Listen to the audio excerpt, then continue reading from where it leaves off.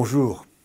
Jean-Jacques Goldman, Omar Sy, Mimi Mati, Florence Foresti ou encore Gad Elmaleh, voici le haut de la liste des Français préférés des Français. Ces personnes sont respectables, elles excellent dans leur domaine. Mais où sont les grands chercheurs, les grands chirurgiens, les responsables d'associations caritatives? Où sont les grands philosophes, les sociologues, les écrivains et même les grands hommes politiques? Nous nous étonnons souvent de voir les jeunes d'aujourd'hui avachis dans leur canapé, jonglant entre SMS, réseaux sociaux, jeux vidéo et télé-réalité, agissant avec incivilité, commettant des délits et ayant une motivation inversement proportionnelle au nombre de leurs pseudo-amis sur Facebook. Nous nous étonnons, mais que proposons-nous à une jeunesse qui a soif d'aventure, soif de défis, soif d'affronter la mort, habitée par le désir de se dépasser? Quels sont les lieux où ils peuvent déployer leur générosité? Car ils en ont. Quel champ d'aventure leur reste-t-il dans une société où tout est prépensé, planifié, codifié, quadrillé, assuré, sécurisé?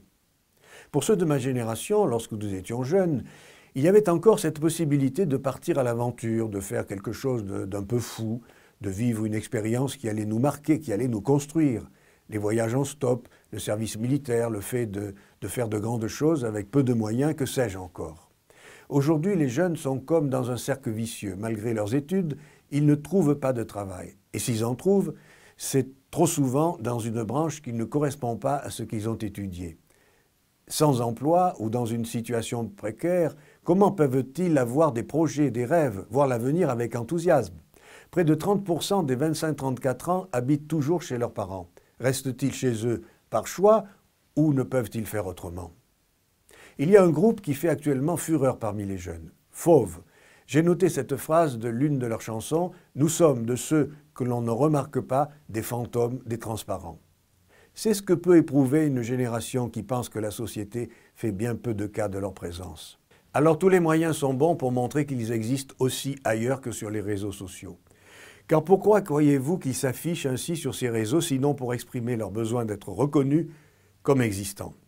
Ce manque de perspective, ce manque d'horizon amène certains à se rapprocher des extrêmes pour fuir la morosité de leur vie par le choix d'étranges voyages, le voyage vers un ailleurs, la fugue, le voyage onirique, la drogue et le voyage sans retour, le suicide.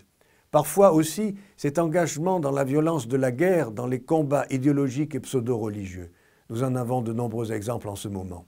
Alors, dans la grisaille des bars HLM, Pierre Perret fredonnait « Donnez-nous des jardins pour y faire des bêtises ». Alors oui, donnons-leur des espaces pour entrer dans la belle aventure de la vie. À bientôt.